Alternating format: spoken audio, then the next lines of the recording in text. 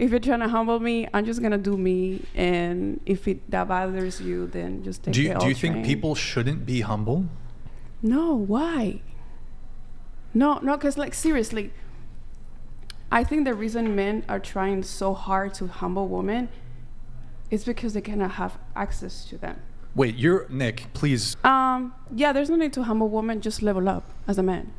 Like if you're not desirable in the market, you know, and you don't get dates, it's not a woman's issue. It's your problem. Well, I think it's a two-pronged issue. So men obviously need to level up in various ways, but like as a woman, and actually we have some of your videos that we're going to react to. If you're delusional and you think you deserve the fucking world just by virtue of being a woman, and you deserve a guy who's 6 feet, makes this much money. I don't think I deserve it. But what do you mean? I will attract it. Okay, well, I don't think I deserve it just because I am a woman, but I know what I'm bringing to the table, and I'm expecting the same. Okay, well, you said you know what you're bringing to the table. Yeah. Since you know what it is, what are you bringing to the table? Well, I'm a good woman. Okay. I'm religious, Christian. I don't go out actually, like clubs and stuff. I have. Okay. I've went out, you know, when I was younger, like 18, 19. I'm 24 now. I'm over it. I'm a homebody. Yeah. I had literally like 2 serious relationships. I've dated, but I've saved myself because I come from a household where, you know, my father always, you know, told me like not to engage with men, you know, sexually and all that stuff. Oh, so you're a virgin? No, I'm not a virgin. Oh, not at all. Okay. But you know, misheard. I've been, you know, how do you say celibacy? Celibate. I've been celibate for 3 years, like from when I was 19 to 23, like something like that. Move her mic just a little bit to the right. To the right, like this. Yeah. Okay. Wait, you were you said your relationship just ended 2 months ago, but you're in a 2-year relationship? Yes, I was 22, about to be 23, something like that. And you been celibate? No. Well, you said you've maybe been celibate? I'm mixing this up, but I was celibate for 3 years, and I took that decision. I didn't want to, you know, have no intimacy with anybody. Even your boyfriend who you broke up with 2 months ago? Know what I wanted out of a relationship. And I think especially younger women, don't be so quick to jump into like engaging in sexual activity. Why? Because you're not ready yet like that. Like you need to have your moment, I feel. You have to have your moment, right? You have to get to know yourself and what you want in relationships with men. And don't make so many sacrifices. And I think that's why men, especially older men, tend to go to, you know, for younger women is because they don't know how to say no. You know, they don't have the standards and their boundaries set up yet.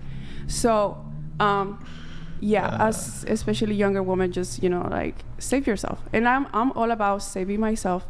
And, you know, older men are attracted to younger women because younger women are more physically attractive. No, it's because they're more pleasant, they're more physically attractive, they have a lower body count, they have less past relationship trauma and baggage, they're more fertile, they're more capable of... They have higher fecundity. Okay, then you should be okay with the fact that women want provider men and want successful men. They do. I totally accept that. Okay. That's totally fine. I'm just a little curious though. You said you've been celibate for 3 years, but you were just in a 2-year relationship. So were you not? I was younger. Like I started like 18, 19. Like I don't really remember, but I took the decision of like being celibate. So you were in not having intimacy. So you're the 2-year relationship. I was active, yeah, with my partner. Bro, this is why you... No, I think you saying from age 19 to 22 you were celibate for those 3 years. Yeah. Oh, I thought you said you were celibate for the past so she's saying from 19 to 22 she was celibate for 3 years and then she got in a 2-year relationship. Motorsports donated $200. This panel gives credence to the saying, if it floats, fly a Sorp Hawks, rent IT. The only person that will win in your future realty and SHIOPs are the divorce attorneys. Level up, not with your attitude. Oh, okay. All right, here, look. Here, I'll just try to articulate why I think it's important. look, you guys want to keep thinking you're 10s, that's totally fine. I just think, and a lot of women come on the show, and look, you guys are attractive girls, but a lot of women come on the show who are clearly not 10s in physical appearance and think they are 10s in physical appearance. If you're so gassed up by all the guys hitting on you and all the attention you get on dating apps and all your girlfriends, oh my God, you're so fucking slay queen in your Instagram comments, you're going to start being gassed up and thinking you're hot shit when you're not. I'm sure you all know a dude who thinks he's hot shit and you're like, bro, this guy needs some fucking humble pie. He's not all that. So when you think you're really hot, you're gonna think you deserve a certain caliber of guy. And here's where women get into trouble. If you think you're a 10, you're gonna demand a man who's a 10, whether that manifests itself in his looks, his status, his money, whatever it is, his charisma, his personality. The reality is most women are average. Most men are average. Average people ought to pair up with average people. The reality is, though, and what I see in the dating marketplace, a lot of women who are average don't want average men. You're all chasing after the top caliber of dudes. These dudes might happily fuck you and sleep with you and string you along, keep you in a friends with benefits situation. You're not going to get commitment from a lot of these dudes.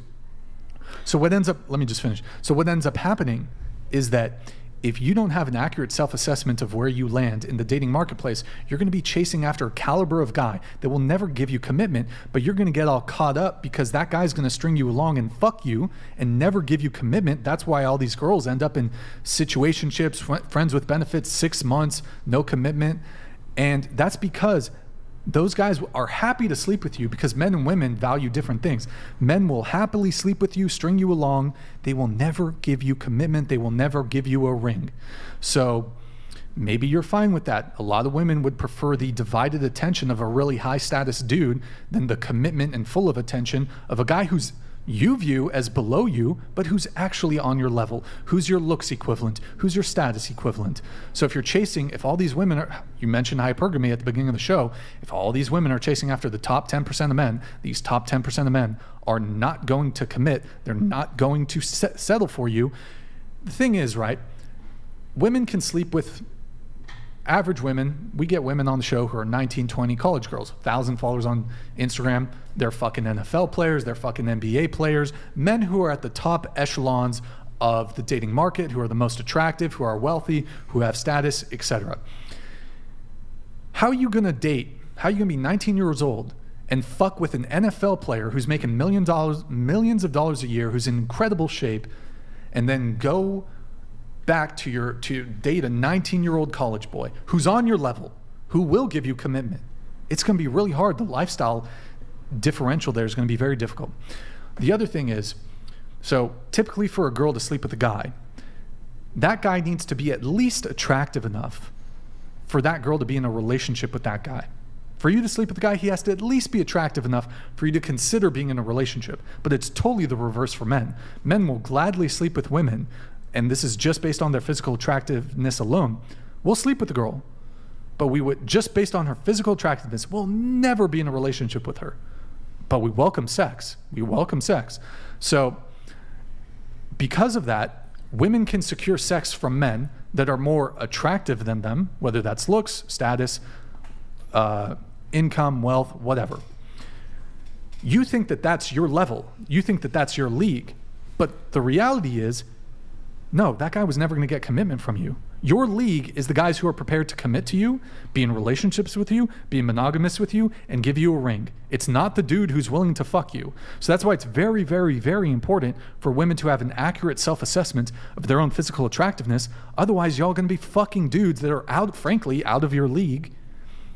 And then you're going to look at the guy who's actually on your league, who's actually in your league, who's on your level, who will give you commitment. You're going to think you're settling for him, and maybe you eventually do, and then you're resentful of him the entire relationship, even though this guy is on your level. A lot of women look at men who are actually on their level and think, no, actually he's not at the same attractiveness level as me. And then they curve them. And then they wonder by the time they're 30, where are all the good men? You curve them in your 20s when you're fucking NFL players and NBA players and all this shit. I just want to clarify that I don't go ahead and look for millionaires and billionaires, and I don't teach that to women. I teach them like to like attract providers. Okay, that's what I'm looking for. Because to me, That's fun. to me, a millionaire, a NFB whatever player, yeah, he can have money, but if he doesn't support you, he's the equivalent of a broke man. So unless a man, it's not supporting me and it's not committing, to me, I don't care about that man. But I'm You know what talking. saying? I'm talking in the about. sense that I would not take him seriously. Like, I'm not those type of women that be sleeping with millionaires just because he's a millionaire and then they go home and they're still broke. Like, that to me is stupid. I'm sorry. That to me, it's dumb. It's the equivalent of, dealing with a broke man. So I'm looking for commitment. I'm looking for stability and somebody that can support me. And that doesn't mean that it's not unattainable. And I think that you're saying, oh, women are only going for the 1%. No, we're not. We're going for provider men. We need that security and that stability.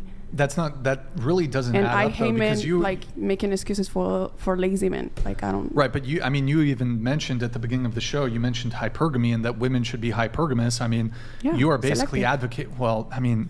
you're basically advocating hypergamy is the tendency for women to date men who are of a higher, and that could be attractiveness level or a socioeconomic level. So, Not necessarily the whole- millionaires. but okay, sure. But the whole thing I'm trying to get at, and it could even be like you're a college girl and you're just like fucking the super hot college dudes, and then like the guys who are actually prepared to, you're gonna friend zone the guys. You girls want to know where the guys who are prepared to be loyal and who will commit to you. That's the biggest complaint of women. All these men, they're cheaters. They don't commit. That's because y'all are chasing after this like small percentage of hyper attractive, super attractive dudes. You know where the loyal guys are, where he'll give you commitment, who will be good boyfriends? They're probably in your friend zone because you curve the guys that are actually on your level because you all are chasing after the really hot fuck boys and shit. I don't care. And this about is evidenced by, if you look at dating physical apps, if you look at, okay, sure. If you look at dating apps, women are only swiping on like the top 10% of dudes. They're getting all the women, whereas the rest of the guys are getting nothing or the scraps.